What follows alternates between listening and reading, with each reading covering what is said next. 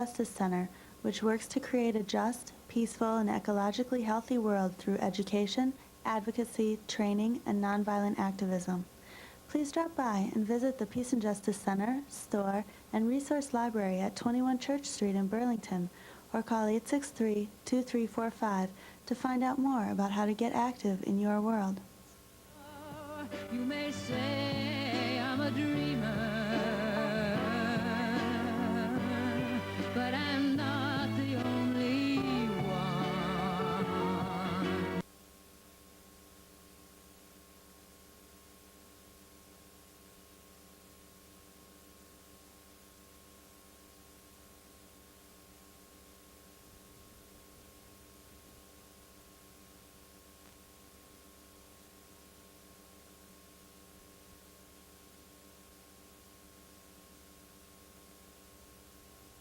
Hello, I'm Vaughn. I'm here with my friend, compatriot, and comrade in arms, John Tucker, on behalf of Vermont Rainbow Push Coalition. And we'd like to spend a little time discussing the war in Iraq and the fallout from that war, the financial consequences for the United States of America and its taxpayers, the consequences with respect to constitutionally guaranteed rights of U.S. citizens, the issue of the United States standing in the world, particularly in connection with international law, and more specifically with the Geneva Convention, and other related matters. John? Yeah, when you look at it, what Vaughn said is, the terrifying thing is that we're talking about human beings. We're talking about our youth. And we're talking about a government that has failed in every aspect, from the beginning to the end. The plan hasn't developed. Just, I don't know, Vaughn. I mean, I'm thoroughly. I never thought in all the years that I lived in this country that I could see this Well, kind of debacle. it is frightening, and I think what's more frightening than anything else is the facility with which people are willing to relinquish their constitutionally guaranteed rights. But let's get to the issue of the war in Iraq. And if nothing else, I think you should remember and repeat to yourselves as a mantra, $250 million a day. I'm going to repeat that for you. That war is costing the U.S. taxpayer $250 million a day. And for what? We have nearly 50 million people without health care. Why are we attending to the needs of people overseas, or ostensibly attending to them, when we have plenty of our own citizens here in need? Just think about what we could do for America's citizens with $250 million a day. No child in this country would go to bed hungry at night. Everyone would have health care. It's amazing that people have allowed this to continue as they have. But the bill is going to be presented. It's going to be presented to our children and grandchildren. And I don't know that it's going to be paid in any substantive way. Let me give you an example of how the government works. That $250 million a day is masked by Enron-style accounting practices, which is to say that those costs are run up off balance sheet, which means they're costs nonetheless. They're bills that are going to have to be paid. They're simply not shown on the balance sheet. That's classic Enron-style accounting. And that is why so many people have been deceived about the true cost of this war. I think that one of the problems here is that it's not a hard reality for enough people. The sacrifice hasn't been shared. We hear a great deal about how this is the great debacle of the 21st century. It's been likened to the Revolutionary War. It's been likened to World War II. It's been likened to World War I. Those who have criticized it have been likened to Neville Chamberlain in Munich in 1939 as panty-waist appeasers, and so forth and so on. When the real facts are what? That war was a war of choice. It is a war of choice.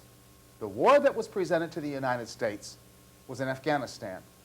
The war that the Bush administration wanted was a war in Iraq. Why? Why do you say it? Why do you think they wanted the war in Iraq, not the war? I mean, since the understanding was, and you're talking about facts and figures.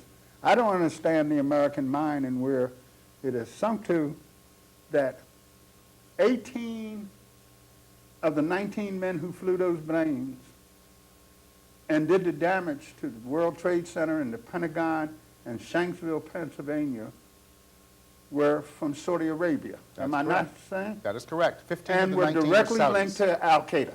Correct. Al-Qaeda was based in Afghanistan, In Afghanistan and parts of Libya, mostly in Afghanistan. but mostly in Afghanistan, of course. Osama bin Laden was in Afghanistan, Afghanistan. yes. So, from the beginning,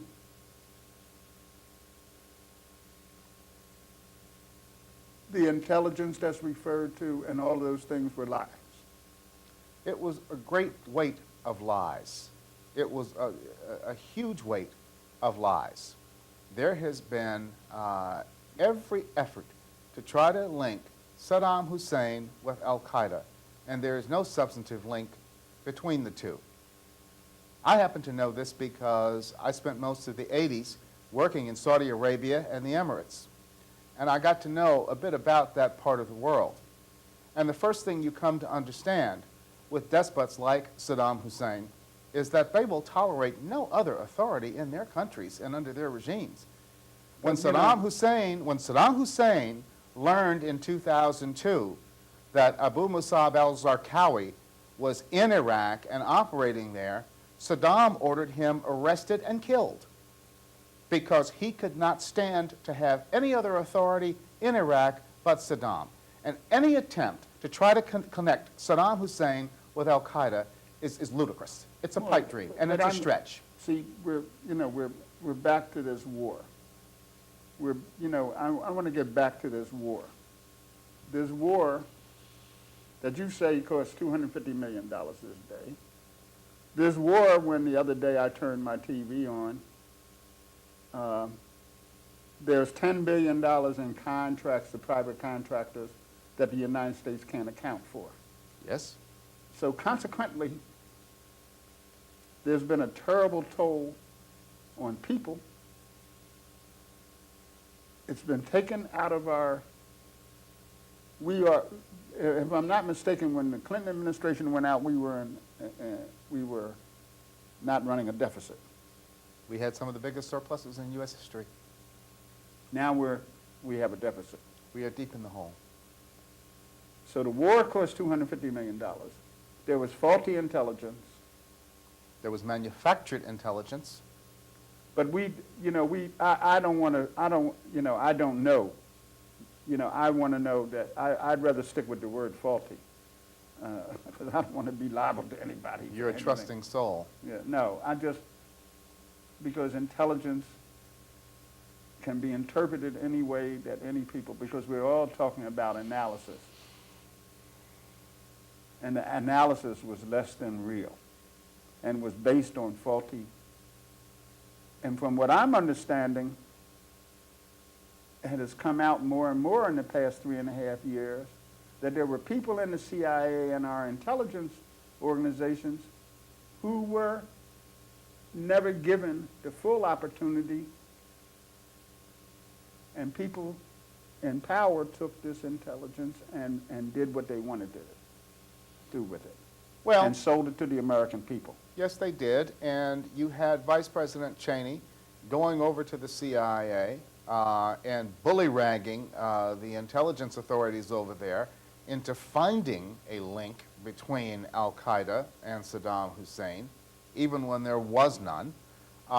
You had General, there's a Freudian slip. You had Secretary Rumsfeld insisting that the Pentagon develop its own intelligence authority so that they could give the Bush administration the information it needed to justify going to a war with Iraq. The United States had targeted Abu Musab al-Zarqawi in Iraq as early as 2002, but the reason that they did not kill him or have him killed was because that would have removed a pretext for going to a war in Iraq. See, That's Vaughn, why they left him there, and he escaped. Vaughn, what bothers me is if I go around America and all the polls show 50% of Americans still believe that Saddam Hussein was behind the attacks on 9/11. So consequently, you giving all these facts and figures and names, I don't think the American public hears those names. I think that it really boils down to these people. It's a Muslim thing. You know, if you're a Muslim, and the price, the human price of this war, besides the money and all the faulty intelligence, young Americans, in excess of 20,000 wounded, 3,000 killed in the line of duty. Thousands of amputees. That's what I said, 20,000, you know, I mean, you know, that are wounded. Consequently, the picture is a very dire one. The American public has been bamboozled. That's correct. The American public has not only been bamboozled, it was done willfully and deliberately to justify other pretexts. You know, I'm familiar with a student graduate student at Princeton who wrote his thesis on the reasons for going to war in Iraq, and he found 23 different reasons given by the administration, many of them in conflict.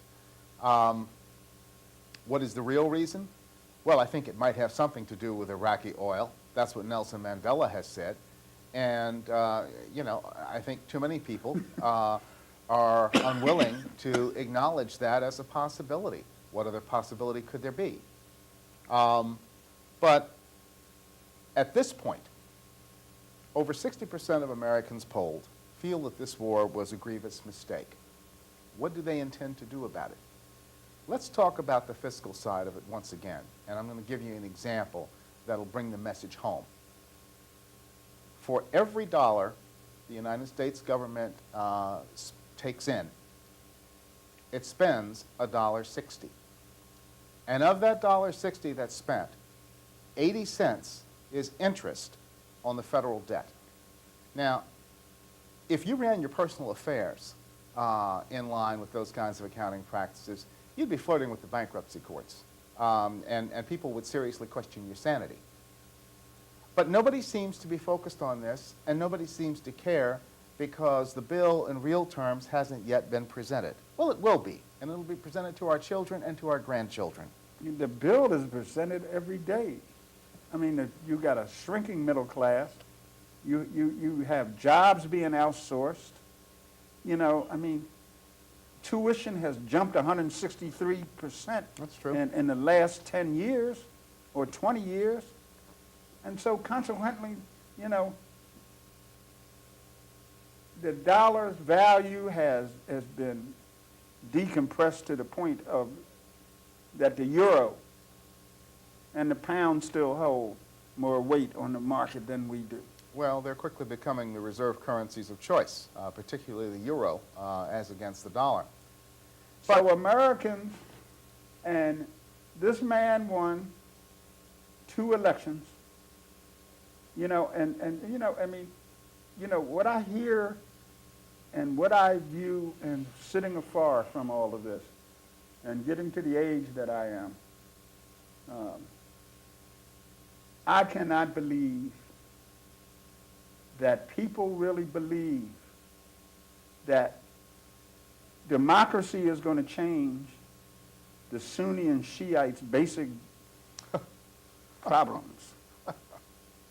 you know, Britain and America and France have been intervening in the Middle East. And the whole problem with this, and I still say it's the oil, it's the United States and Britain and European countries, and now there's some new players on the block. China, Yes. India. India, and this war, and for Americans to really believe that there has been no widespread repercussions, because that's what bothers me about this war. The Americans, the money part, Americans, we go over money, and everything comes down to money, cents and dollars in America. That's my basic problem with this country's value system. It's all based on dollars and cents. But it's a hard reality that cannot be ignored. I'm not trying to, but I just know that I have a real problem with that America itself is for sale. Well, of course. Let's talk. The Republicans have put it up for sale. Well, I don't want to just label one party. Well, who's in control, John? Well, yeah, but I think that there's Who controls the legislature and the executive? I understand that, but I'm not Okay. a Democrat or a Republican. That's fine. It doesn't matter who you are. Okay, I just don't want to label. I think that I have sat and watched Washington, Democrats and Republicans alike, not do anything to take this on. There hasn't been a serious effort to take this on. That's because nobody's been asked to make any sacrifices except the poor and the underprivileged who are doing the fighting in Iraq. And the middle class. And the middle class who are caught in a squeeze. But let's look at it this way.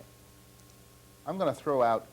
no, I believe you. I think it's terrible. I understand. No. This The is something fiscal else. problems are definitely real problems. But I'm going to shift gears here for just a minute, and I'm going to throw something else out for you. And we're going to put that out here for discussion. The BBC recently conducted a poll in Iraq. Yeah. And the results of that poll were not terribly surprising. 87% of the Iraqis polled want the United States troops out of their country. They feel that U.S. troops have become the major irritant in the country. Tell me, do you think that's going to happen anytime soon? Let me tell you what. I take what the BBC and the average American to say about the Middle East as being based on people who don't know anything about the culture, and living there doesn't make anyone, or being based there, or going in and out of there, having diplomats there.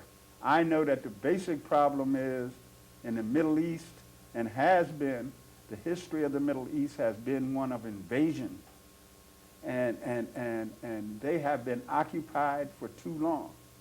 We and Europe have stuck our noses in there too long. And consequently, now Americans want to throw up their hands and walk around, and we want to act like this happened overnight. We created Saddam Hussein. Of course. We created the Shah in Iran.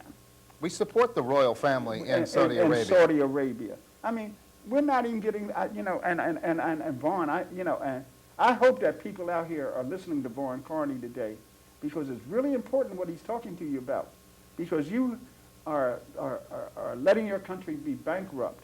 Your grandchildren, I won't be paying for it, because I'm at that age now, I won't be around that much longer. But you and your grandchildren will be paying for this war in ways that haven't even hit you yet. And I want Vaughn to also, at some point today, to get to the oil, or the question of oil and energy. Because the problem, though, is that Americans deny history. We don't read it, we don't understand it, and then we want to throw it away. You cannot go around and colonize and invade and intrude and not expect people after years and years of these humiliations and degradations, not to have a response to you about this. You know, Osama bin Laden didn't happen overnight. Osama bin Laden was created by the United States government in Saudi Arabia and its military support of the Saudi royal family, who have run that country like a personal piggy bank. That's the problem.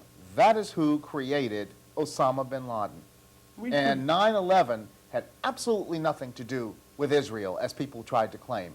And it had everything to do with the United States' support and its propping up of the corrupt and kleptomaniac royal family of Saudi Arabia, who have run that country like a personal fiefdom ever since 1936, when they were installed by the United States government. That's why 15 of the 19 hijackers on 9/11 were Saudi. It was a protest of United States policy in Saudi Arabia. So, Do Americans have any idea how Saddam Hussein got all the weapons that he got? Why don't you tell them? Well, Donald Rumsfeld, in the early 80s, when he was with the Reagan administration, was a principal interface between the United States government and Saddam Hussein. They sold him billions of dollars worth of weapons so that they could set him up and install him as a counterweight to the Ayatollah Khomeini in Iran. How long did they fight that war? They fought that war for close to, what, 10 years? And something like that. Who did And the United States support? the United States didn't want either one of them to win. Right. The United States didn't want either side to win. They just wanted them to debilitate each other through a war of attrition. But we did nothing for Iran since 1979. We haven't had any contact with Iran since the whole business with the hostages in the Carter administration. That's correct. So consequently, you know, that's why I'm saying, you know, the facts and figures. How much money have we really lost in the Middle East, and we invested in these losing ventures that our government has engaged in? Well, this is the biggest loser of them all, because what it has served to do is strengthen the hand of Iran in the Middle East and to make them the major player.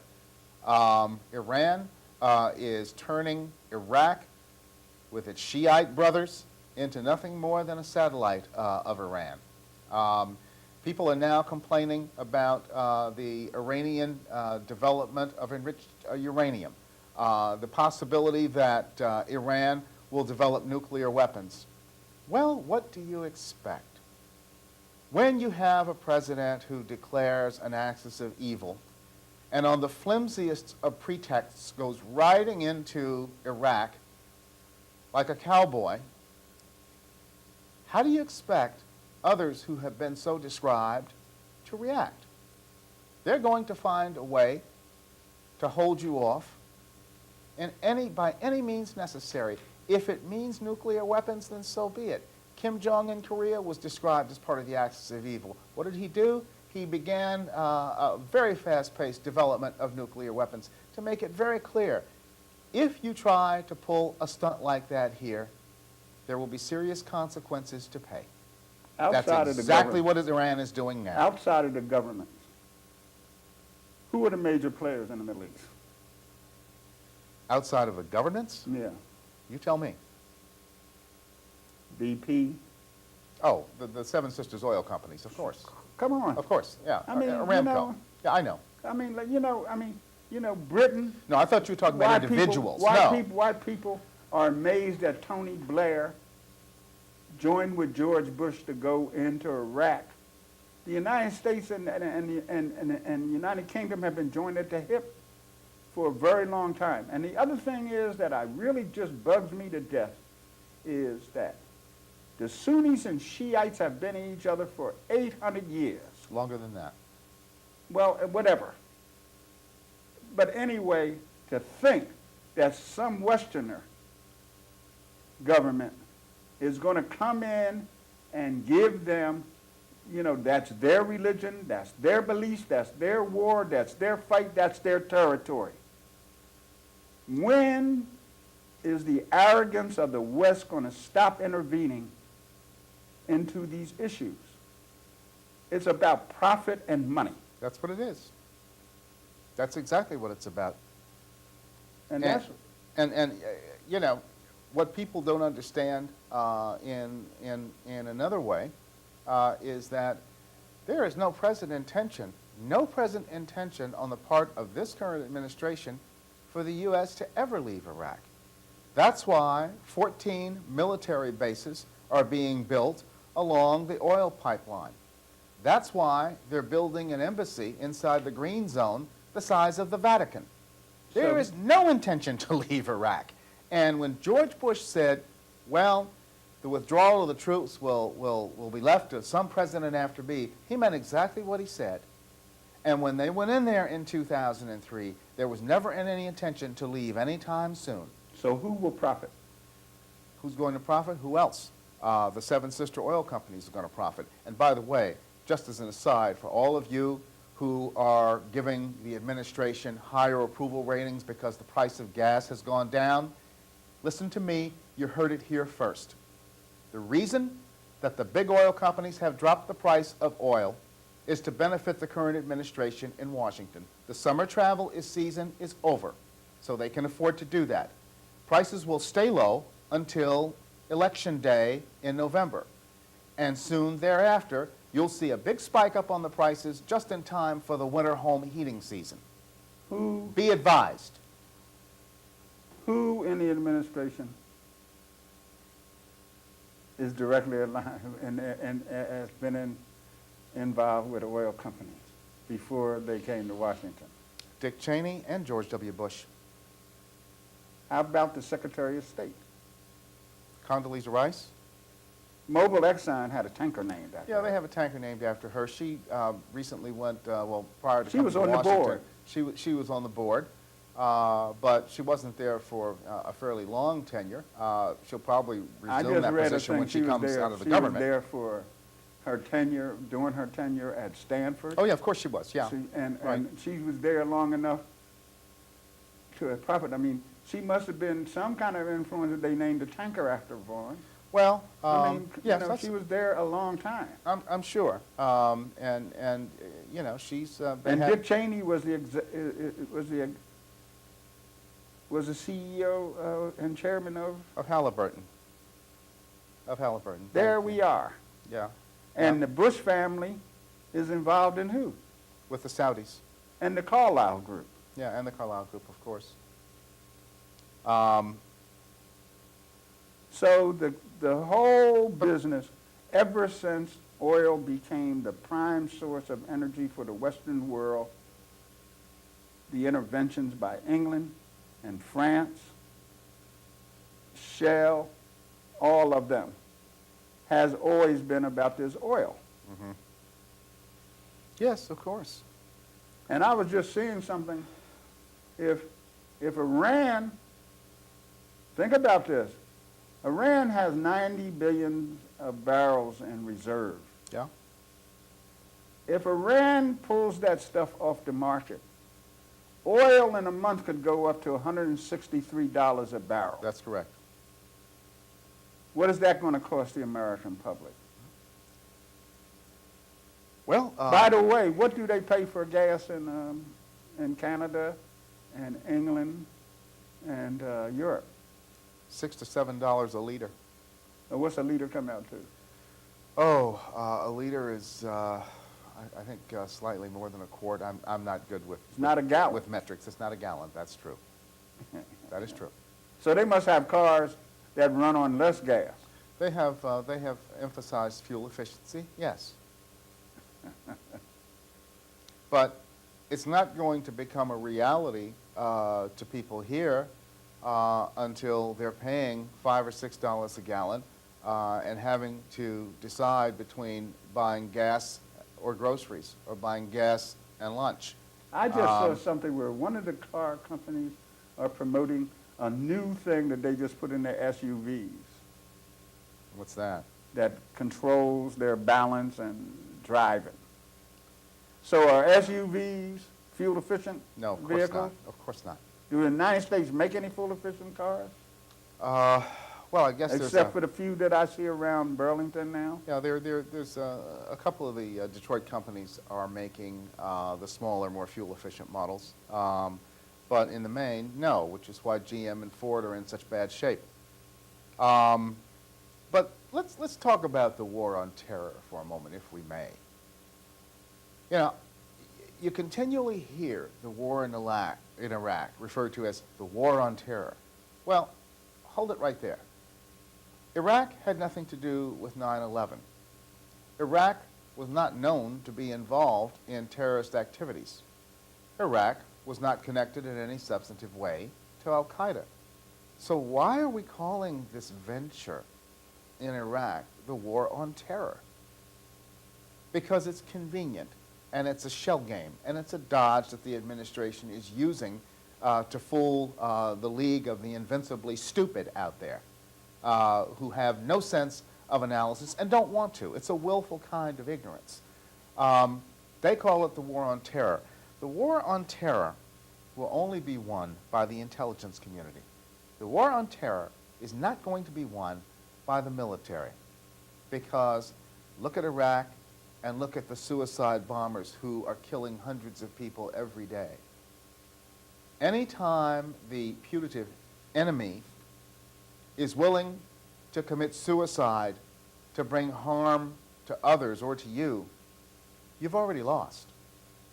And in attempting to call insurgents terrorists is a misnomer and a blatant lie.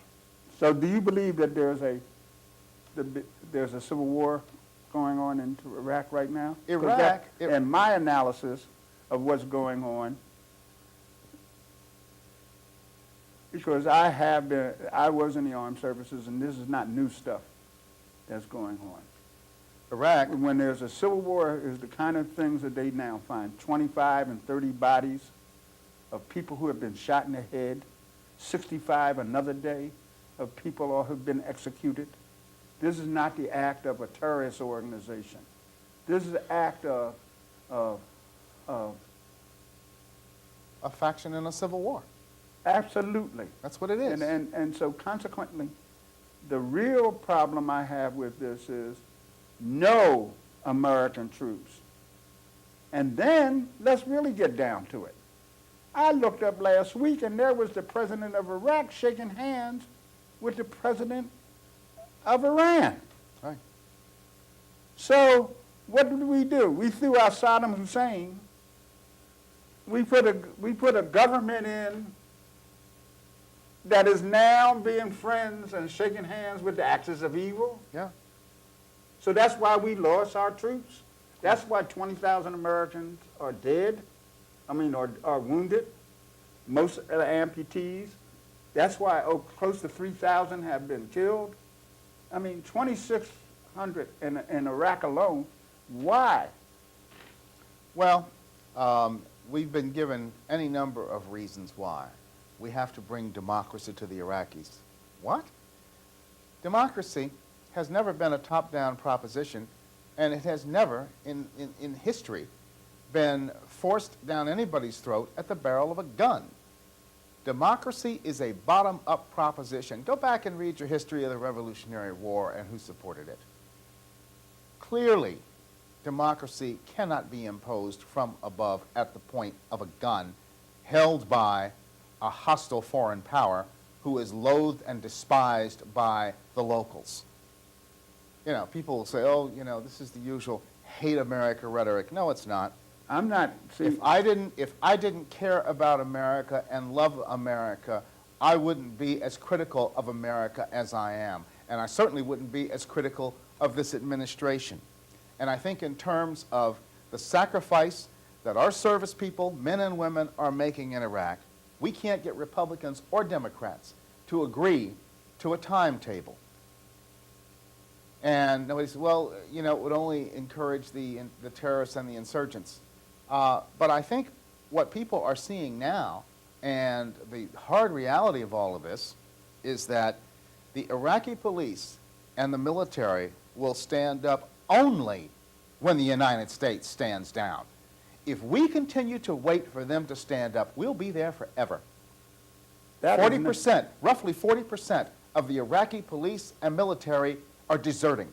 That country is descending into anarchy as we speak. I don't know where that figure came from, but I do know that they... It came from one of the generals. Well, I just know that they are engaged in warfare, that kill squads are among the police, and probably some in the army. And this is an Iraqi internal problem that Americans and outsiders are not going to solve. And the Kurds, let's not forget them. They're in this issue too.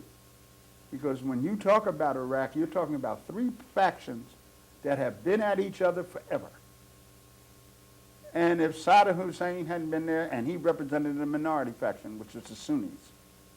So consequently, you know, the war with Iran, and I really have a problem with the analysis in America and these think tanks that America has with these eggheads who really can't get away from the basic fact that we need to not send anybody in there. When people ask for help, we should provide that in a way that is meaningful. But we need to stop trying to send anybody. I don't care if it's Hillary Clinton or John Kerry or George W. Bush or Barry Goldwater or Lyndon B. Johnson. We need to stay out of it. We're still in Korea. 56 years later, we're still in Korea. Well, John, I think... And for people who never served in the armed forces, they really don't understand why I'm being emotional about this right now. For people who have never been in harm's way, it becomes some kind of mental exercise. It's just not a mental exercise. Well, some people know that it's not a mental exercise. Our sissy hawk vice president cut and ran 5 times to avoid armed combat in Vietnam. The president didn't go. And the president ducked and dodged, too. Rumsfeld didn't go. Certainly that woman in Secretary of State, and let's not leave her out, because she's a major policy maker in that administration. And that became obvious last week when Powell came out with his statement, because he's trying to clean up for it, because he let himself be used in the worst possible way. Yes, he did. Ruined his reputation.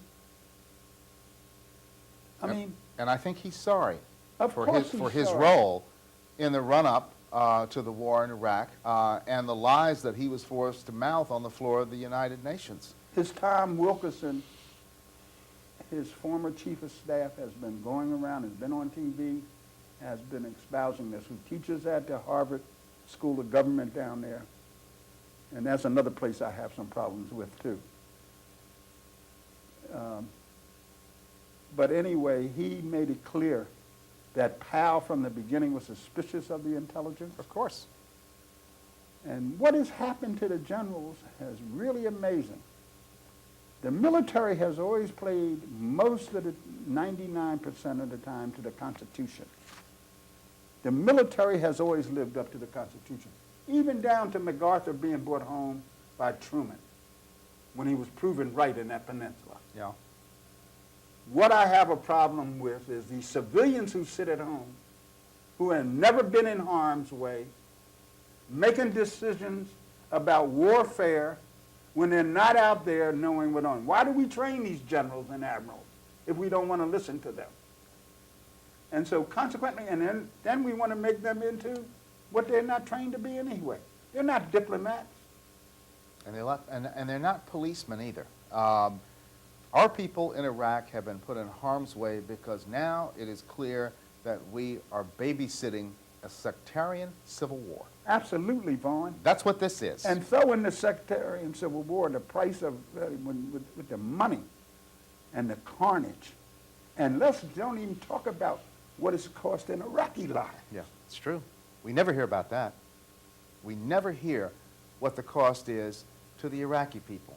And by estimates, over 100,000 Iraqis have been killed since the start of that war in 2003. Our producer went to Iraq before the war, more than once.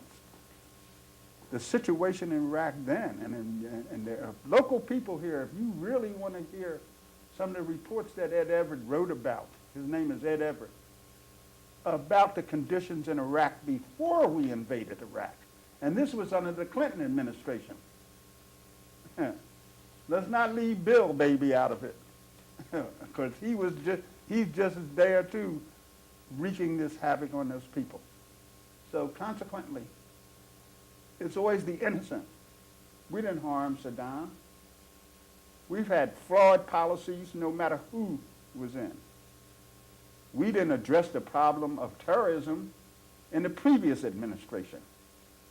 If he wasn't so busy defending himself from other activities when he was president, he might have gone after the people who blew up the Cole, who blew up the embassy in Kenya, who blew up 282 Marines in Beirut.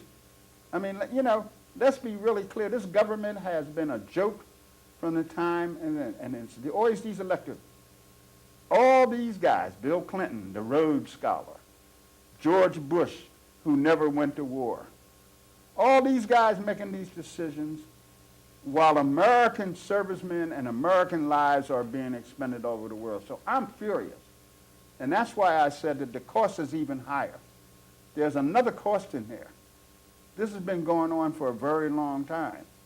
And we haven't taken care of business. Well, we haven't. And this latest round in Washington over the Geneva Convention and the attempt by the Bush administration to formulate its own definitions of the Geneva Conventions is an absolute recipe for disaster on a worldwide basis. And that is why so many generals and other military people have weighed in on that. For us to pervert the words and the intent and the spirit of the Geneva Convention would be an open invitation to atrocities and other acts of terrorism against American citizens all over the world. It's an open invitation to atrocity. And I think people don't understand that. John McCain was in a POW camp. I'm going to put it on a personal note. My granddaughter just came back from the zone in Korea. She was an emergency medical technician. What if her helicopter crossed and on the other side of the DMZ? If we don't want to prove, what could the North Koreans do if we're not observing to her and other young people like her who have made the military their career? See, there's always this personal side, and then there's these people who have never been in the military.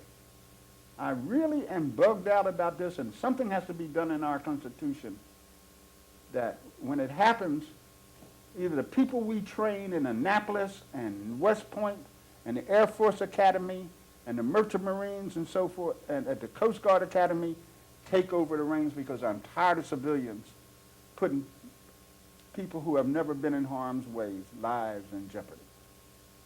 Well, you know, I think that the idea is that civilians should have ultimate control over the military, but I don't think that necessarily contemplated what's happened with Secretary Rumsfeld and those who are supporting him.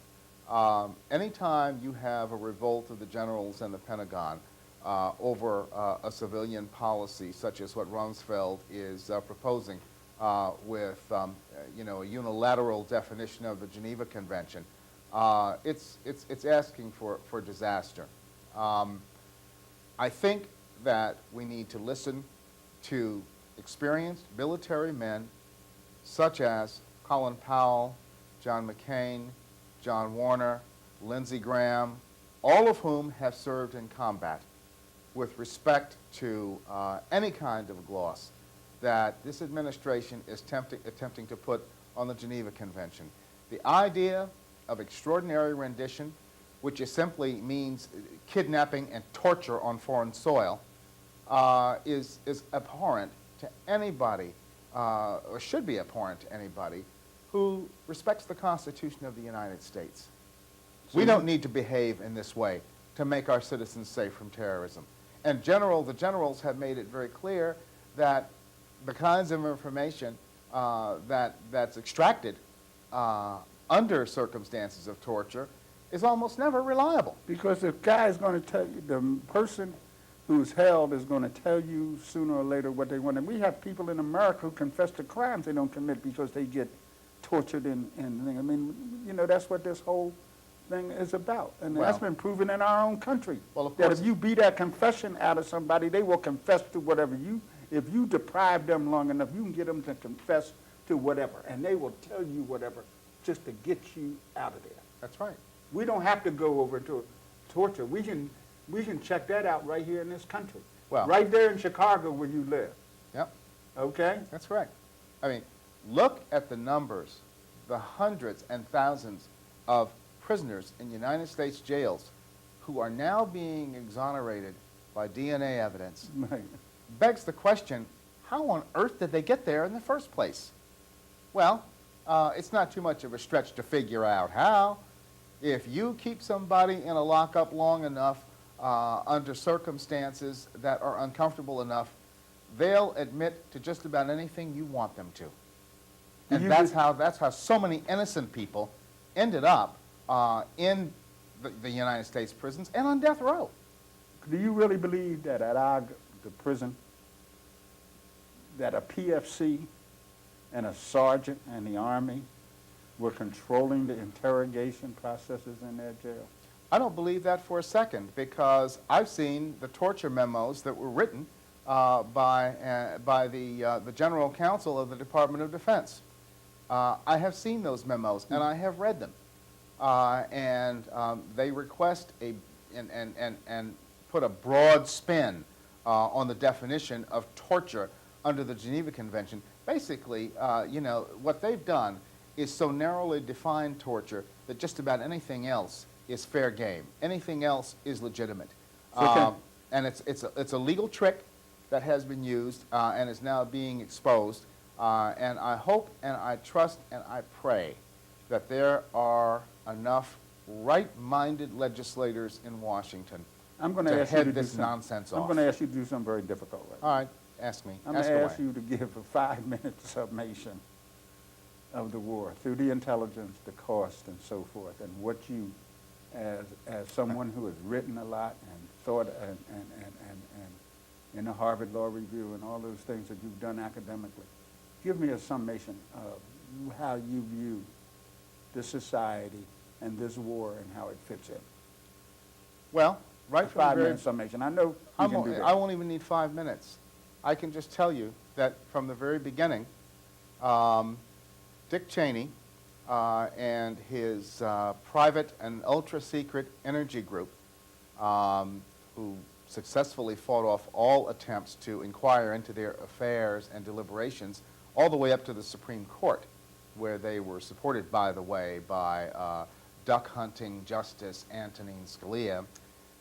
I believe that that private energy group looked into the geopolitics of oil and determined that it would be feasible to secure the United States supply of oil into the foreseeable future by a military gambit, a military action somewhere in the Middle East. As Donald Rumsfeld said in the wake of 9/11, well, we really don't want a war in Afghanistan. There are no good targets there. The real target was Iraq. And that's why so many in the intelligence community in Washington were bully-ragged into finding any kind of connection, however vague and tenuous, between al-Qaeda and Saddam Hussein. I think that Iraq was invaded on the flimsiest of pretexts. Weapons of mass destruction, well, we didn't find those, so, well, the real reason was, well, we wanted to bring democracy to the Iraqis, and, you know, on and on and on, one pretext after another. And as the Downing Street memo made very clear, the facts were being fixed around the policy. And not enough has been made of that here in the United States. The facts were being fixed around the policy. That tells you everything you need to know right there. The fact that the United States government is building 14 bases along the pipeline in Iraq is enough to tell you what this is really about. The fact that we are building a monstrous embassy in the Green Zone is evidence that there is no present intention to leave Iraq anytime soon. And for this administration to try to sell this war as the grand and cataclysmic war, the grand and cataclysmic philosophical clash of the 21st century is absolutely fatuous. It's a lie. It's as big a lie as those in the run-up, used in the run-up to the war. I think that what you have here are impeachable offenses that have been committed. I think that you have had United States troops placed in harm's way to generate private profit for any number of interested companies and individuals. And I think that when all of this comes out in the wash, people will realize just how venal the whole process and this war have been. But that's my belief. I believe that there have been impeachable offenses committed. That's my summation. As a lawyer. As a lawyer. Mm-hmm. I mean, that's as good a summation as I've heard. Consequently, but you know, I really wish people would take a look at our government as a whole. You know, all of them that sit there. You know, this man went to war with a 96% vote in the Senate and approval in the House and Senate. And since this is the Minority Report, I'm going to tell you why. I've watched 3 conflicts in my lifetime, longer than that. The fourth one was the Second World War, which was really a war that had to be fought. The first one was in Korea. The second one, Vietnam. The third one, the Middle East. The invasion of Iraq before. So what am I saying? We seem to invade these countries of color constantly. And America's colorblindness, once again, throw that into the mix with all the facts and figures that Vaughn and our natural prejudices. I think that we are in dangerous times. That's where I'm at, Vaughn. Well, that's my view of that war.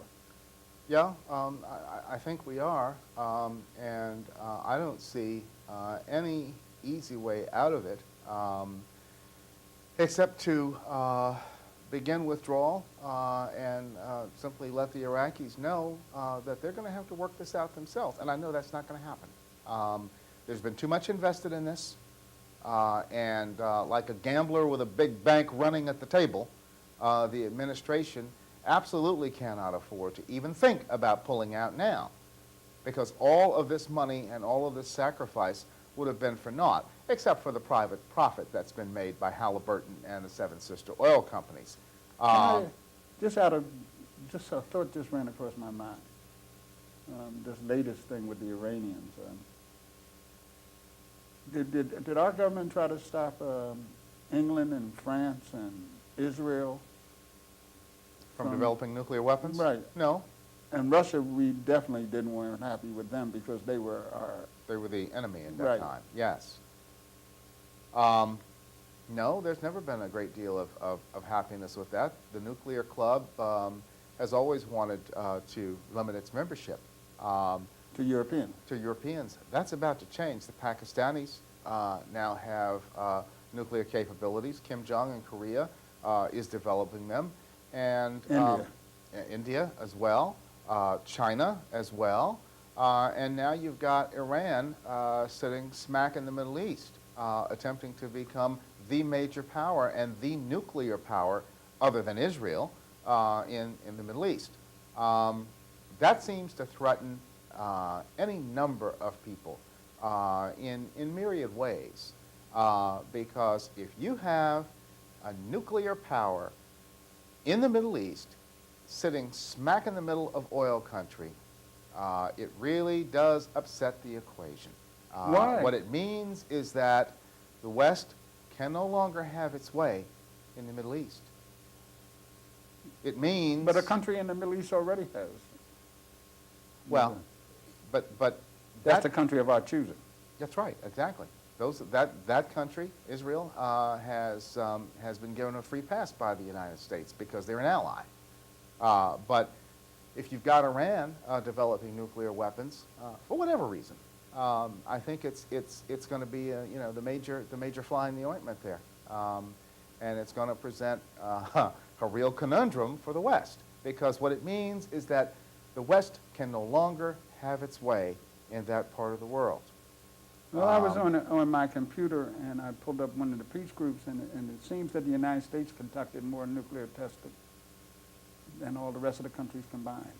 Well, yes. That shouldn't surprise anyone. In excess of 2,000. Yes.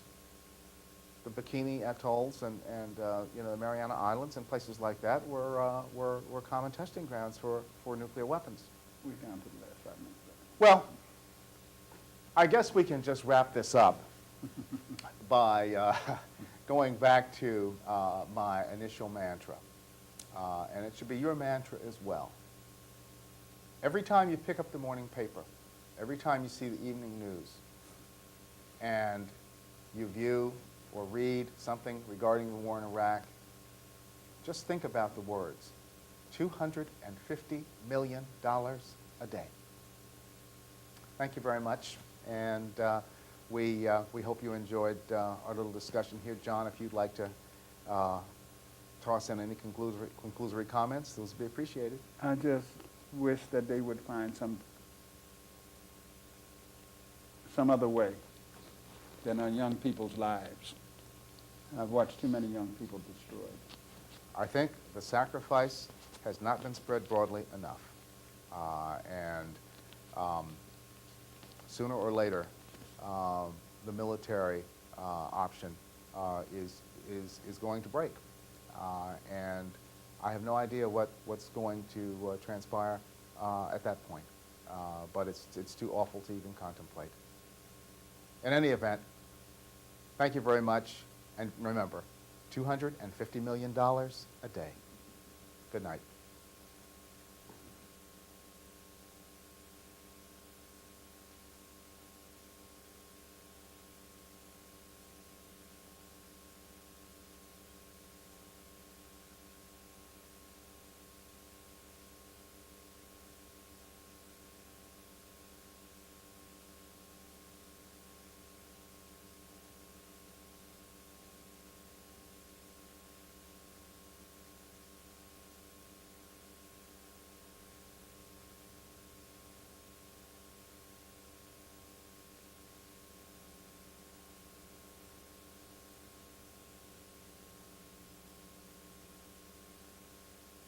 Welcome to the Peace and Justice Review, a weekly program dedicated to examining important issues involving human rights, economic and social justice, the environment, and struggles for peace around the world.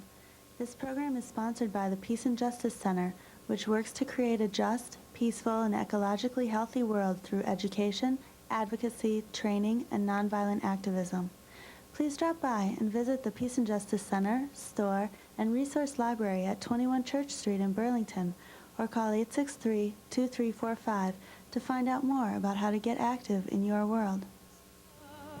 You may say I'm a dreamer,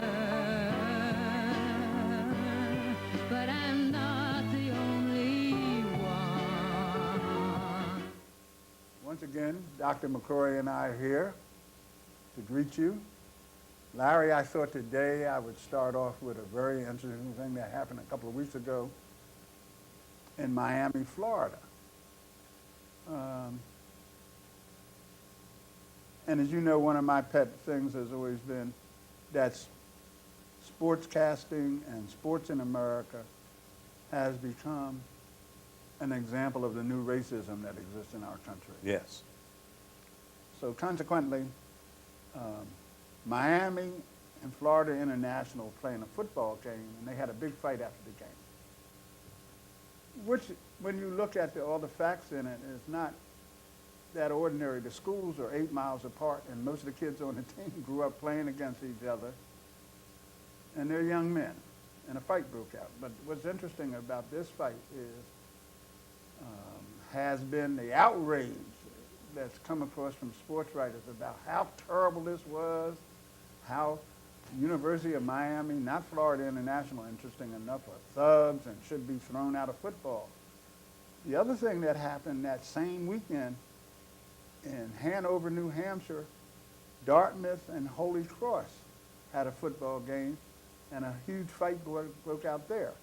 The only newscast in the media that let that fact be known was the New York Times, and then on the local news, a couple of days later, the police chief of New Hampshire appeared.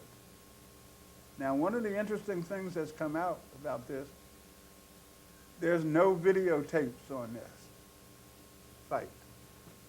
The videographer said that he was busy doing something else for 10 minutes, and so they missed the fight.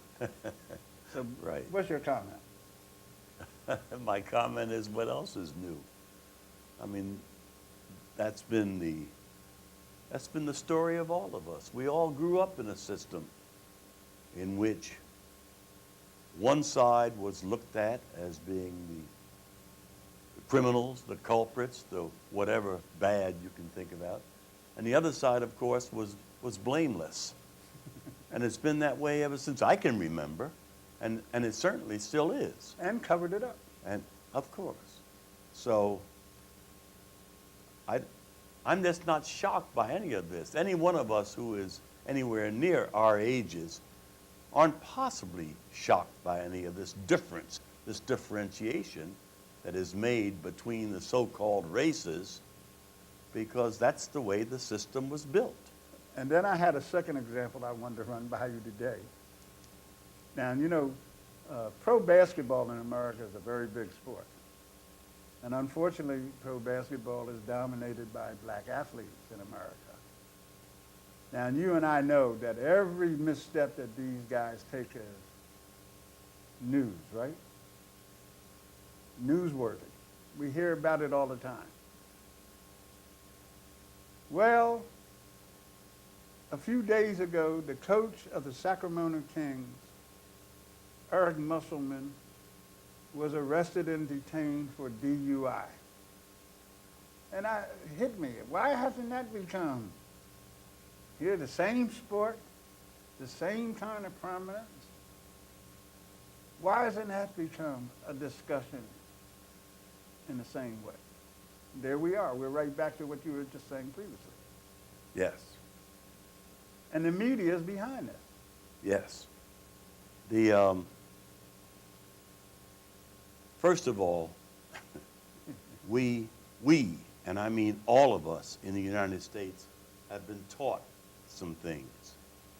And those things have become mindsets, if you will. Great. And the white mindset is very, very different than the black mindset, of course, as indeed everything else is. And the white mindset has relegated black people to anything that is inferior. It doesn't matter what it is. Whereas white people are supposedly socialized into being gentlemanly, ladies, and so forth and so on. And whenever a white person deviates from that, then that's a bad person, as opposed to when a black person deviates from that, It you reflects on see all. black people are That's the way criminals. they are. Yeah, it's right. So we don't have the right to be individuals, whereas white people do. And that's just a fact of the system. And we have had to accept that because there's no way to get rid of it. So it's going to go on, and as you say, the newsprint will always be there, because who are the newspapers owned by?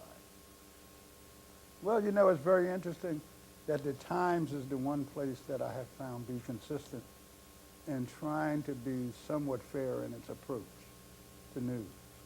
Well, Is that because of the ownership of the Times? as opposed to the Rufus Murdochs of the world. And the Times in New York owns not only the Times, but also owns the Daily News. I won't read the New York Post. Well, I don't even want to start naming the papers that I won't read, okay?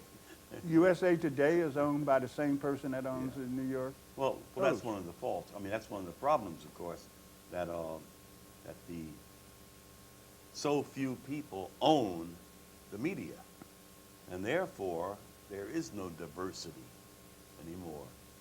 In the old days, there would be some reporter who got on to some story and who would build it into a frenzy, for God's sake, and really argue the other side of things.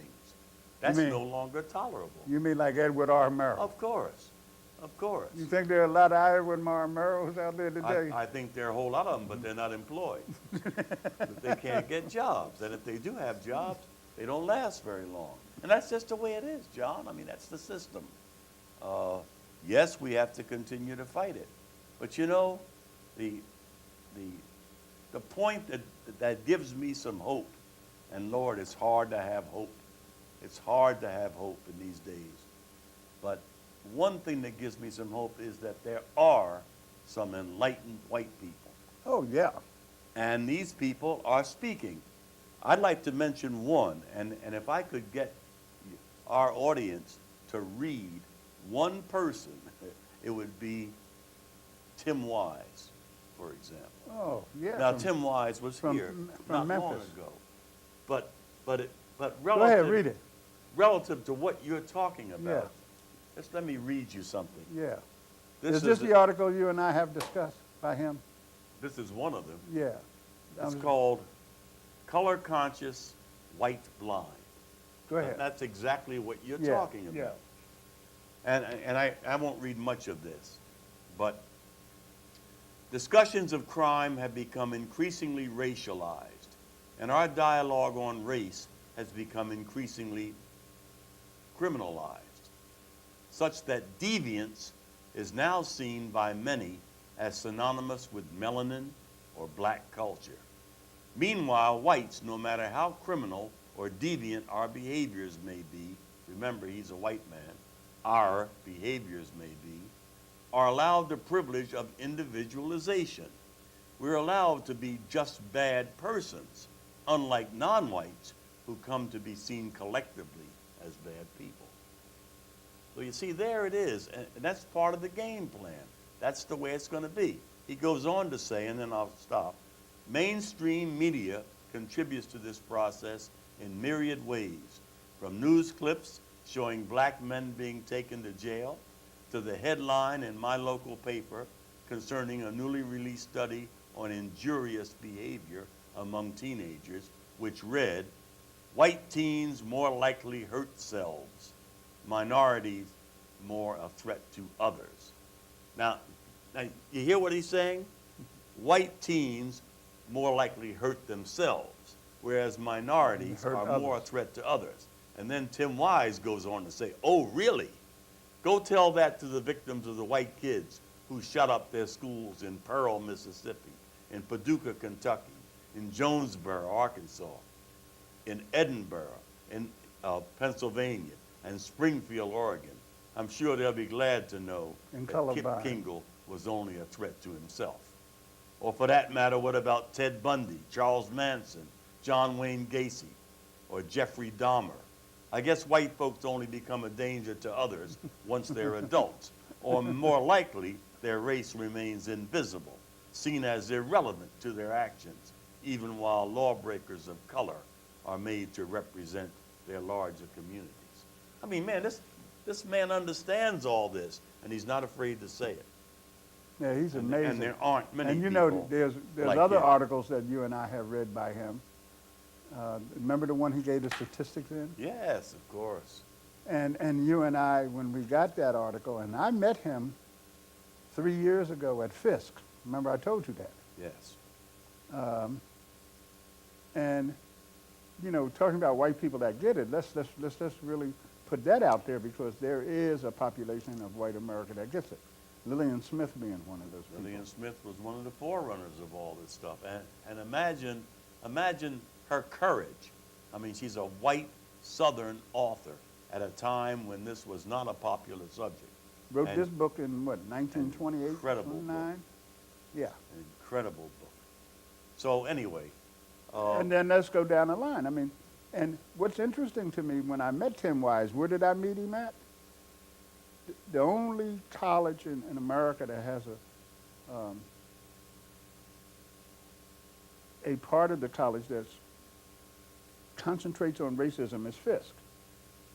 And that was set up in the late 1930s by who? Eleanor Roosevelt. Yeah. You know? And there are... Well, if I had heroes, Eleanor Roosevelt would be one of them. Oh, God. Okay? No, I'm serious about that. Well, I you're a pilot. I'm a pilot, and So that's tell that exactly what story. I was going to say. And I teach at Tuskegee, and of course that's where the Black Airmen began or Leo Davis Jr. received their training, and so I knew a lot of those people down there through that system. But on their walls at the air base down there, on their walls are all the articles about all the arguments that white people and the white press was using about why blacks could not be adequately trained as pilots, okay? They didn't have the courage. They weren't brave enough. They didn't have the intellect to learn all the machinations of an airplane and so forth and so on. And so Eleanor Roosevelt went down there. What did he do? I love this story. Excuse me. Cap Anderson gave her a ride. She said, I want you to take me for a ride. And so he was the major person who was doing the training. So he took her up, and she came back down, and she said, as far as I'm concerned, this is hogwash, and I will do everything within my power to see that there is a black Air See, Force. one of the remarkable things about that story is these black men were fighting to go fight and die for their country. I know. And there's another poignant story I heard. V.O. Davis, who was a very remarkable man in his own right, because this is some history. You mean Davis Jr.? His father His father, right. B.O. Davis Jr. was a very interesting man, and we can talk about that, Larry and I, later, about him. And what happened was he had to testify before a committee in Congress that wanted to throw this air group out. And he said the question that he asked himself constantly as a Negro, because that's the word they used in those days, was how did I feel about my country? And how does my country feel about me? Right. Those are some of the most poignant words that I've ever heard and ever read in my life. Now, the 999th and the 333rd, they were all the same, there's black groups, right? Right. And this is something I learned because I'm a little younger than you, and I know, and I'm definitely not a pilot and never wanted to be one, because fighter pilots always were a little different in my sight. Ed Everett was a fighter pilot, or a bomber, but he was a pilot, you know, and I always think about that. But anyway, getting back to it, that they had this unique record. They never lost a bomber in all the raids that they accompanied. Yeah, they. I have my boss at the University of Vermont was a bomber pilot, and he told me, and this is a white man talking now, and he told me, he said, whenever we got in trouble, okay, trying to get back to our base, and he said we wouldn't know what to do or how we were going to make it back, because half of us were just, had huge had losses. planes that had been hit and so forth and so on. And he said, and when we looked out the side window and saw the red tail of those black fighter planes, he said, everybody would just relax because we knew we'd make it back. And as you say, they never lost a bomber. Just incredible. So they had an incredible record, But of course, they're not courageous enough to be pilots. They certainly are not intelligent enough. You mean they wanted to die for their country? Yeah, And right. fight and die for their Well, country? This country This that didn't give them the same rights, that made them sit in the back of buses? You have to understand. And these young people today whose grandparents and great-grandparents who didn't tell them the truth about what America was really like, there's some myths out there. And that's why I bring up sports all the time, because one of the myths about sports was that we weren't intelligent or smart enough or bright enough or brave enough to play in these team sports. But when you talk about how we feel about this country, that question, I don't think there is an intelligent black man or woman of my age and who were born of my generation who have never asked themselves that question. You have to. And I think it was a constant question. And then the other thing that amazed me, we brought children into this same society. You and I brought children in when America was still segregated, knowing what it is that they had to face. My daughter, and I'm terribly proud of this, my daughter just got her master's degree in history. And she actually wrote about this dualism of thought. I mean, how can you be a fighter and go to war to fight an enemy who has not treated you anywhere nearly as badly as your fellow citizens? It's incredible. Well, there's an important figure, and he happened to be a sports figure, who have elevated a large group of us about that. When he said, as the heavyweight champion of the world, no, I'm not going to Vietnam. Yes, yes, The Viet Cong ain't done nothing to me. yes, I'm more worried about what white people are going to do to me over here. yeah, You, my enemy, yeah, yeah. And he lost a fortune over that. for 5 years. He lost a fortune. But those words are over words that are fast because disappearing. America cannot take that kind of person. Well, he had something that America that's dying out, and we just don't see it in black America. We see it in black America as well as white America. He had a certain kind of integrity. There's a word that's missing from the American thought process today. Yeah, I agree.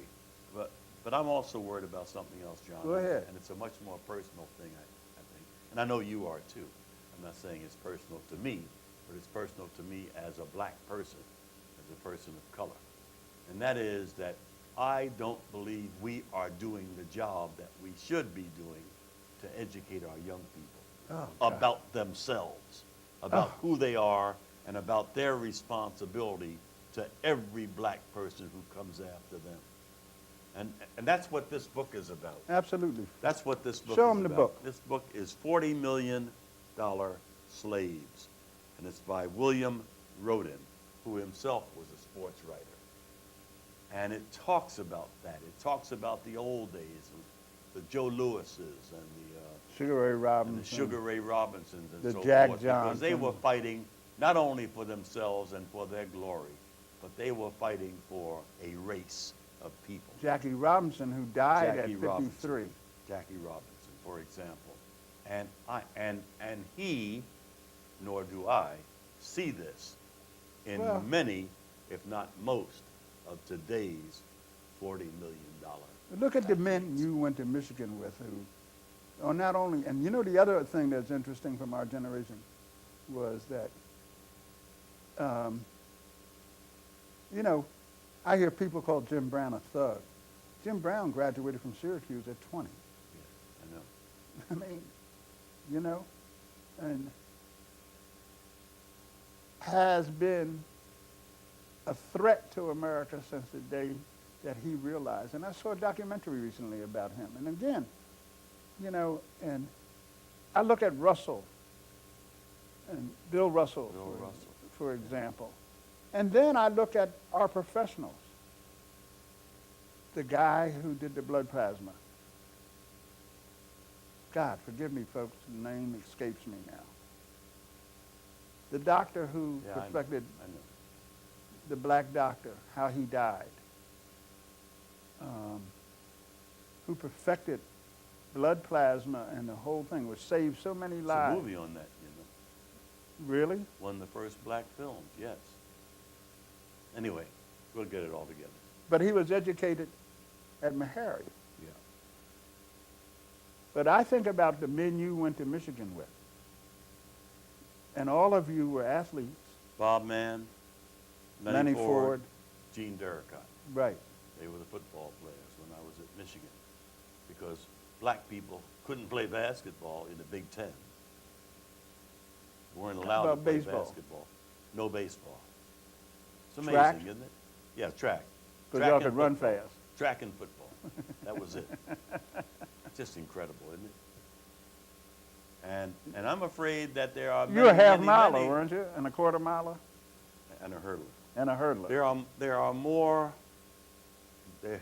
There are very, very, very few of these athletes today who even know these things about this country, and they should.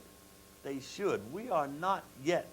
We don't have the luxury of being able to forget what this country has done to us, the whole history of this business, and what we must do to make sure that the people who come after us are better off than we are. Well, see, what's We're not even doing more that. We're not dangerous doing is when I see these self-righteous little sports writers who sit there and devalue human beings. I don't know if they're sports writers or they've become the keepers of the new social consciousness of America about what a behavior is appropriate and what behavior is not appropriate. And when you read this book, you understand how enslaved the modern black athlete is today, and more so in some ways than those athletes that we grew up with when we grew up in a segregated society where there were restrictions on how many players could be on teams, what positions we could play, what sports we could participate in. Oh, it reminds me of the movie you and I saw, Glory Road. Glory Road. Oh, yes. Yes, I mean, and when these self-righteous little young pipsqueaks get in my face and tell me this, and I'm going to put it that way, self-righteous little pipsqueak. I had a friend of mine, a very prominent black athlete from Philadelphia, and went on to a major coach, and not John Chaney, another one. And he said the most athletic thing that he's ever seen a sports writer in America do is jump to a conclusion. You know? And one of the things Roden points out in this book, which is even true, is at the same time that we admire them, since the fans are 80% white and so forth, and the owners and so forth, and the agents, and the athletic directors at the school, there's also a hatred process that goes on for them being able to do something at a level that a whole lot of them aren't able to do. You mean in sports, right? In sports. Yeah. And you know, and the unfortunate part about this that I see is that these are kids, and you know, this is something that you and I talk about, and this is one of the problems. It's why I prefer a large number of our kids still to go to historically black colleges, for some of the problems that they're not ready to encounter when they go into an integrated college, since the majority of them who come out of big cities and so forth grew up in a segregated school system anyway. Yes. School systems in America, Larry, aren't integrated. I know that. Please. Then you take this kid out of that system where he is undereducated in the first place, but because he millions of dollars to that university. You know, the average basketball coach in America makes somewhere at a major university, makes somewhere between $450,000 a year to $2 million a year. And the same thing with football coaches. These people, you think they're just doing it for the love of the game, or they're doing it for the love of the money? You know, when you go to Michigan, your alma mater, who plays 6 home games to 8 home games a year, that stadium holds 109,000 people. It's the biggest college stadium in the country, and it's filled to capacity every Thank you. every week. The parking, the radio, the TV. And this is the interesting thing. About 4 years ago, I had the misfortune of reading USA Today because I couldn't get my hands on anything else. And, you know, that's a Gannett newspaper like the Burlington Free Press is, owned by Rupert Murdoch. And in there is a story where the university borrowed $10 million from the athletic department. That's right. That's right. That's exactly what happened at Michigan. University was in trouble. The Borrowed legislature $10 million. hadn't given them as much money as they needed, and they went to the athletic department And borrowed it. Borrowed money from them. They make so much money, it's not even funny. I was just watching something. Archie Griffin, Yeah, yeah. two-time Heisman Trophy Yes, winner yes. at 74 and 75 at Ohio State, that's right. is president. Listen to this title. This one you're going to love.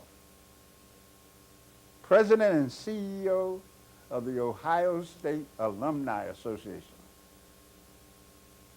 Some 320,000 members. They pay dues. Yeah. They build stadiums. You know? So at these big schools, and then I see the hypocrisy of some place like Notre Dame, and it drives me crazy. I just want to turn them off. You know, I remember when Notre Dame wouldn't take a black player. So do I. They were the last school in the Midwest of the big-time football programs in the country to have a black player play in their university. I remember going down to the University of Alabama, and I wasn't even allowed to walk on the campus. Now there, Vaughn Carney and I once talked about this one. This is one of those famous stories about how racism in America and some of the history that black and white children aren't told. Bear Bryant, who at that time was one of the greats in college, coached University of Alabama. And the coach of USC, University of Southern California, was named John McKay. And John McKay had done a lot of all these forbidden things in big-time college football. Even when he was at USC, he even had black quarterbacks. I mean, oh my God. The man was just outrageous, you know.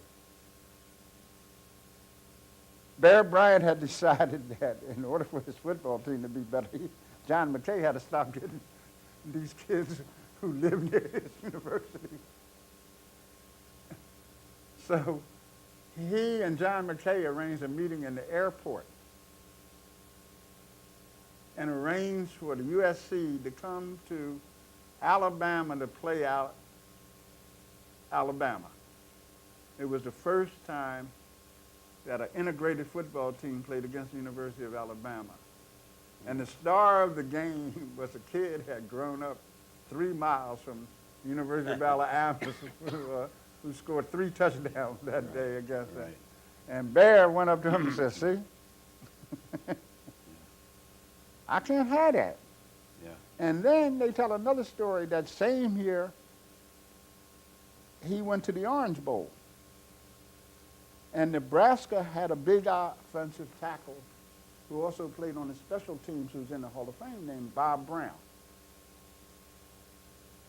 And a guy from Alabama who played on that team for Nebraska, against Nebraska in the Orange Bowl, said he went back to catch a punt, and all of a sudden the sun was blotted out because this big black guy bared down on him and tackled him, and he fumbled the ball, and they lost the game. Bob Brown was from Alabama. Yeah. Couldn't play at the University of Alabama. Of course. So the first school south of the border Yeah. I to know. have a black player I know. was University of Oklahoma. Prentice Scott. He's now a PhD. And Jim Brown talks about this kind of thing. You know, he came better prepared to go to school because in those days they would only take you that way, and they didn't want you in the first place. But they're taking these kids out of these really badly underfunded, underfinanced schools, have this athletic ability, then they ship them off to some of these other places where they have the specialty programs, you know, the school in between college. and all this money is passing hands. So what's the answer? What do we do?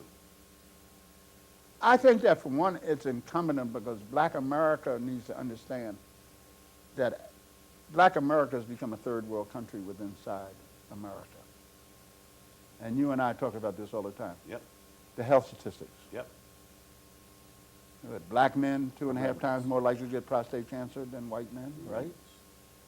Black women 3 times more likely to get cervical cancer than white women.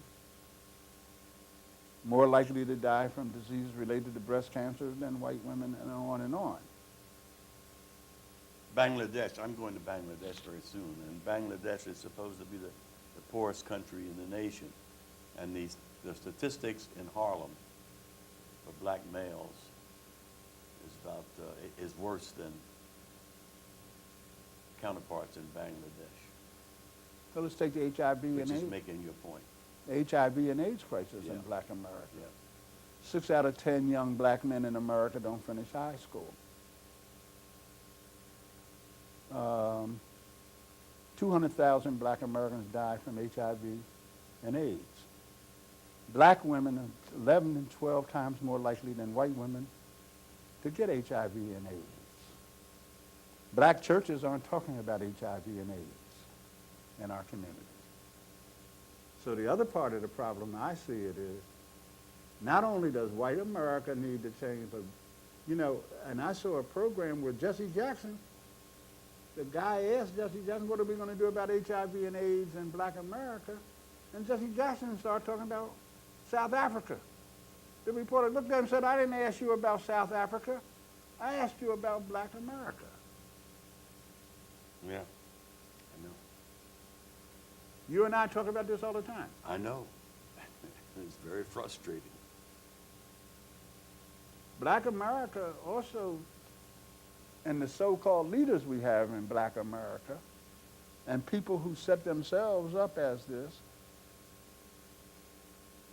our priorities need to change as Afro-Americans. Well, that's all. But all of us have a responsibility in this area. Absolutely. And so it's very hard to finger point when each one of us ought to be doing as much as he or she can to educate. Well, we have a new arising black middle class, educated. Yeah, but too many of us in this rising black middle class don't want to be associated with the underclass either. Thank you. What do we do about that? Well, that's my point. And so education is not just education from year to year. It's education of each one of us. We need to educate each other. And strangely enough, that has been one of the faults of the de facto integration we live Yeah, under. I know that. I realize that. I've said this, and you've said this over and over and over again. It's one of the things that we lost. All of us were fighting like crazy. We were praying. We were doing everything to try to bring on integration, especially in education. And it's one of the dumbest things that we ever did. We lost so much in that process, it's not even funny. Because we had, see, I grew up in the North. And so did I. Right. I mean, both of us are from Philly. Yes, right. But in Camden, across the river where I grew up, Camden, New Jersey, all the elementary schools were segregated. Same as me. Okay, so I went to an all-black elementary school. And those teachers who were black, obviously, cared for us like mad. And they saw to us that none of us got away with anything. We also had teachers that came out of normal schools. Remember that? Oh, yes, of course. I mean, Who as a matter came of to fact, school? Cheney was a normal school. Yeah, like, you know, with the little gloves on Yes, and everything. of course. And what was the thing we had to do? They would. We had to learn how to read. We had to learn how to write. That's right. And we had to learn how to speak English. Yep. And not because our idiom wasn't important to all of us, but it was also important for us for survival. Yep. We understood. And those teachers were preparing us for the next stump, because the next big step was going to be junior high school, That's right. where you were thrown in with the white kids, That's right. And that's exactly what happened to us. so that you could compete. That is correct. And we did very well. Yes, Thanks to those teachers. that's right. Well, I don't. They're missing it. That's not the kind of education that our kids are getting. And then a few of us went off to integrated colleges, Yep. but the majority of us went where? Went to black school. HBEOs, HB. HBCs, Historically black colleges and universities. of which there's 47, Yeah. and which did a wonderful job of educating us. My grandfather was president of one. My great-grandfather went to one, and my grandfather went to one. Yeah. I mean, you know, my father, two of my three children. And, you know, you have conversations with parents today, and you look at them and you say, well, is that school really the best place for your kid to be? Yes, right. And that's a good question. I used to poo-poo that question because white was always better in my head. That's the way I was brought up, right? Yeah, what was that little saying we had? White is right. Light, bright, and all right. Yeah, of course. If you're brown, stick around. If you're black, go Get- way back. Get way Oh, back. yeah, see, that's self-hatred. Yeah. And that's something that we had to rid ourselves of. And some of us did, and some of us didn't. And which we're still struggling with. Yeah, I know that. That's why I said it that way. But, And these kids who are being patronized and condescended to under the false kind of stuff. You know, and nothing annoys me more is when I hear these other black middle class, so-called black middle class people who want to destroy these kids. One of the things that I always liked about John Chaney, and I'm going to throw this in as a friend of mine, is John was a very successful college coach in his own right. But John didn't get the top kids. Two of his most successful kids who are in the NBA now were Prop 48 kids who just contributed $1 million to Temple in his name to educate other kids. He graduated 97% of his kids. And they weren't the only Prop 48 kids he took. I bet you if I look at some of these big-time programs that win all the championships with all those white coaches and everything, that their graduation rate ain't quite as high. oh, are you kidding? Well, here's the interesting thing about the University of Miami, who they're castigating. Yeah, right.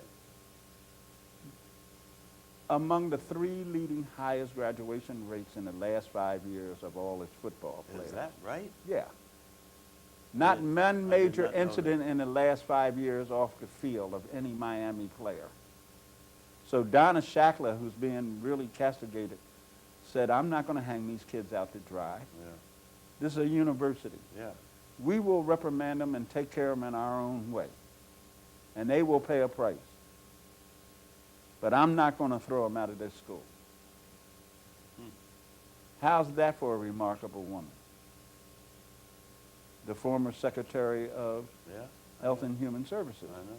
who is being castigated.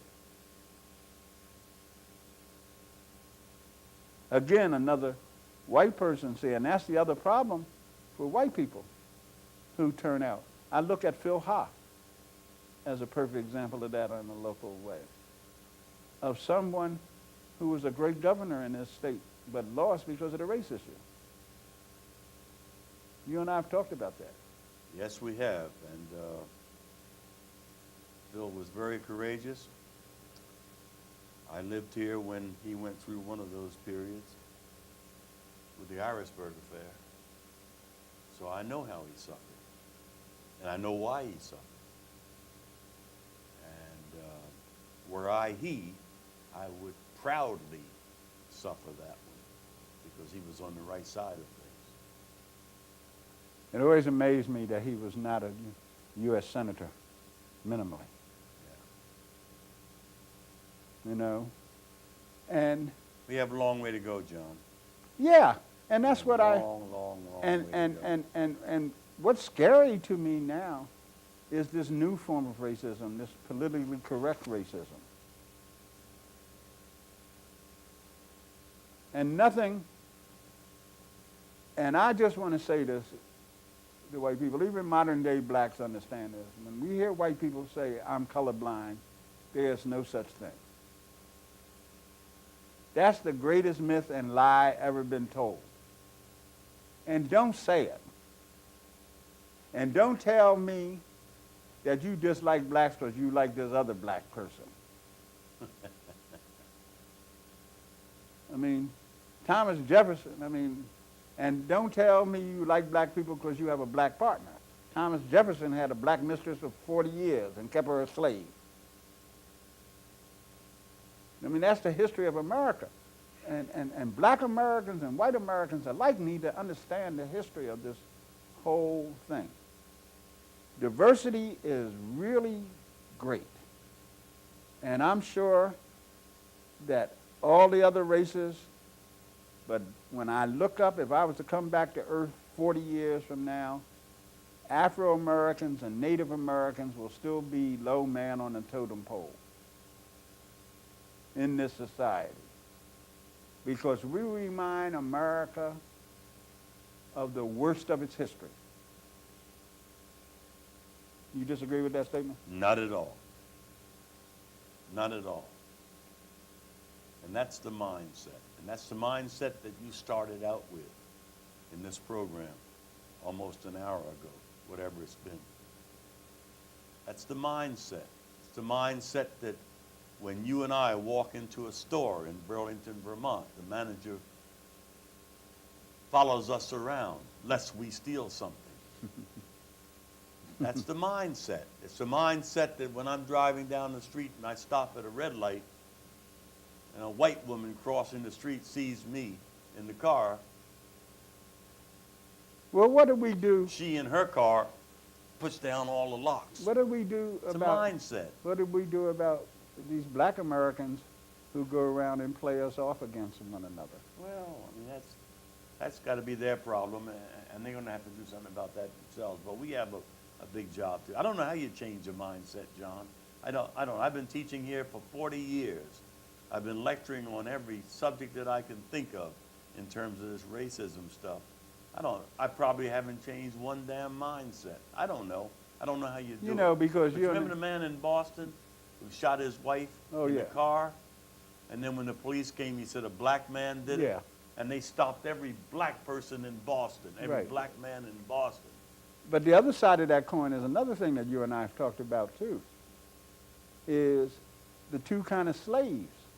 You mean The one... You mean the house niggas and the field niggas? That's right. And the one who, when the master was sick, would run in the room and say, "We sick, boss?" That's right.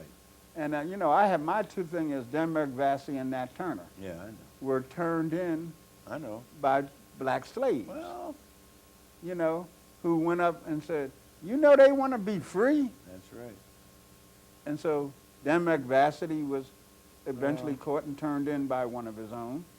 And, and one of the big dangers that black America faces, the same danger that happens in every colonized people and every... That's what I was about to say. I mean, we're normal people. Yeah.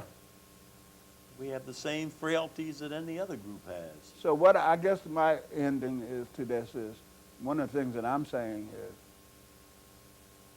you and I are in agreement about everything that naturally, but there is also so much work that black Americans need to do for themselves. And one of the I'm not disputing that. For goodness sake, you know where I am. And one with is that the whole issue. self-hatred that they can't get rid of, Well, and their hatred of one another. Well, John, I had it myself. I mean, I grew up like that. Yeah, but you fought it off. Of course I did. But I mean, at least I like to think I did. But I mean, but everybody... Well, this message has to be for black Americans too, Larry. That's why I'm making that point. And it is, and every time I get a chance to talk to black Americans, I say the same thing that you're saying right now. But most of the audience that we're talking to is not black. And so I have a different message for them. And let me just tell them about when I came to Vermont, there was only one black peace officer in the whole state. He was a damn good friend of mine. Ronnie. Right, that's right. And he was given a funny assignment. He was asked to escort, or rather ordered to escort, a white prisoner down to a southern town in Vermont I'm laughing, folks, because I've heard about this. from this area. And he went down and escorted this white prisoner down to this southern town in Vermont. And when he got there, the police there came out, ran out and put handcuffs on him. Now that's mindset. Of course. That's mindset. Of course the black person is a criminal. Of course. It couldn't be otherwise. And I'm pleading with white people, for goodness sake, you've got to clean your mind up. You've got to get rid of that kind of stuff. It's demeaning to yourself. And, you know,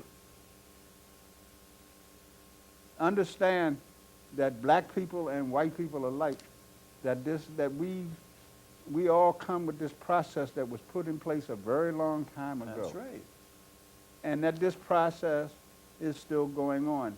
And the other thing that Larry and I are really talking about, not so much as just individual, but it's the institutional racism that is the worst. It is those institutes that are still in denial that that institutional racism exists, that glass ceilings don't exist. And that's not about diversity. That's about color and race. So consequently, there is not a major institution in this country. When I talk about institutions, I'm talking about education, health, economy, the whole thing. All these institutions, the Institute of Government. The bottom line about what you're saying, John, and it's terribly important, is that diversity will not solve that problem. Will never. Anti-racism will solve that problem. But not diversity. Diversity is not going to change institutional racism. And why? And because white Americans as well as black Americans, the most uncomfortable subject for them to have with one another is about racism. Of course. Because all of these wounds that have been kept festering for 400 years and all these atrocities that we keep quiet about. You and I have that book. What's that book called with the lynching? Oh my God. Without Without Sanctuary. sanctuary. Oh, I still can't even open that book anymore. Oh my God. It's incredible. There's another book. Without Sanctuary. It's the history of lynching in America. Look at the barbarity and savagery that's involved in that. The families taking their kids out to see this, to watch this, and the kids running and getting embers as souvenirs from a burning black body hanging in a tree. It's a circus. It's a picnic. They have a picnic basket. They're eating sandwiches, for goodness sake. Oh, God. You know, so that has to be addressed. That savagery is still there. And another thing that affects us, I'm not shocked by what happened in Iraq. Neither am I. Because we have a disdain for countries of color. You know, what they did in Iraq is no different than what I saw us do when I was in Asia 50 years ago. I mean, there's this myth that American soldiers were somehow better than all the other soldiers of the world. Well, that's a lie. That's another myth that I want to dispel because I've viewed it. And guess what else went on when I was there? We actually had fights between black and white soldiers. How about that one? We had race riots in Japan and Germany and other places. Blacks and whites segregated themselves in the dining areas and in the service clubs. You came along in the integrated army, John. Oh, God. I mean, we didn't segregate ourselves. We got segregated. I know. We were sent to black units or white units. I know. We were not at Fort Lewis, Washington in the Second World War. Black soldiers could not go in the beer hall except on Wednesday nights. Well, we now, do. now consider what that does to your mind. You're getting ready to go overseas to defend this country against some enemy out there, and you can't even have a beer unless it's Wednesday. Well, didn't they make black soldiers get off the train so that the German prisoners in the Southwest could use that car? Not only that, but black soldiers had to take care of those German prisoners who were calling them niggers. And they not couldn't funny. do anything about it. Well, here's the other one. Come on, I mean, And from my era, what you said is the integrated era, where I was in Japan, especially my home base, Kachikawa, Japan, had a black section of town and a white section of town. And if you got caught in the white section of town, right. you got beaten up or killed. And the same for a white guy who got caught in the black section of town. And here we are, we're occupying a country who was our enemies. Yeah, right. Yeah, well. And then we came along, and the Japanese got rich off of it. And the Koreans did. Right now today, in Korea, where we have now been for some 56 years, talking about our policies in third world countries, there are signs now in the windows. The Koreans have caught on to the American way of doing things. No American GIs allowed. So, watch out, America. This thing that we can't get rid of, we're teaching to the rest of the world. How long was apartheid in effect in South Africa? 40 years, 45 years? I really have forgotten. They learned that from who? Yes, well. You know, all of us, black and white and everything else that you can think of, would do ourselves a big service by learning more about the true history of this country. Wasn't there a book to that effect? Oh, yeah. The Other Side of History? Great author. Are we close to the end? No. 10, 11 minutes. Yeah, well. Bring out the academics on them. No, that's okay. No, I want. No, because see, what's in here too, not just in our recollection, is also important. Because if I could, I'd have every so-called black professor at these integrated universities to have a book like this to remind them of how they got there. Yep. Because I don't ever want to forget it myself. I don't know who to thank. But if I hadn't read the autobiography of Malcolm X, I don't know where I'd be right We can now. go further back than that. Well, that's the book that I first read. Yeah, but That's not true. That's the book that I read that finally broke through okay, in terms of but that clearing was my head because that was put in a modern in concept. terms of looking at myself through white eyes. But what about the great abolitionists? No, I know. And I've read all that stuff now. And then you take Malcolm and put it in a context of what these people did before us. Harriet Tubman, for example. No. And right down the line, Unbelievable. the great- Sojourner Truth. oh, and, Giant. and the black architecture who helped design Washington, D.C., Yeah, Brubaker, right. Benjamin Banneker. Bannock. You know, George Washington Carver. Now let's talk about that. Is there anything that everyday Americans don't do every day that some way George Washington Carver has an effect on? Yeah, he's incredible. The great inventor. But you What's the see, guy's name with Edison? He had the patents on electricity and the light switches and stuff.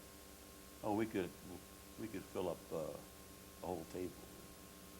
See, there's so with much. stuff like that, and so little of this stuff is even touched on in schools. And see, when black Americans and white Americans call me arrogant, it's not arrogance, it's pride. Because I know that I represent a people who are as responsible for the wealth of this country as any other group, and been here a lot longer than a lot of other folks, you know, and they need to remember that. But, you know, one of the joys of doing this program is our association with Ed Everett, you know, as a perfect example of the ally who last week I had to, and I want to talk about Ed for the last 2 minutes a little bit. I think it's a good idea. He needs to be talked about. Right. As representative of what an ally is all about, and what a ally in a true sense of words, and a friendship. You know, and friendship is more than going out to dinner together or whatever. And also, there's a bonding of people of like ideas. One of the things that I always admired about Ed, who was always in a position, but the people who had less in the world are the people that he went after. I mean, did you know Ed was a lieutenant colonel in the Air Force? Was shot down over the Pacific? I knew that, but only recently. He has been the producer of our programs forever. And he is the only one who has understood the fact and the need, not only for our personal use, but for this community. Yeah. And I think, and I don't know what we're going to do when he finally retires, which he's told us this is going to be this year. I'm hoping he retires like Muhammad Ali did and come back for another championship fight every now and then. But I just want to say in closing that Larry and I have enjoyed, and I hope that you found this helpful. We've tried to bring you some history from a generation, and we're not going to all of us be here all the time. But this is the true facts of America in a way that black and white haven't been taught to think. We want to say thank you for your kindness, for having us.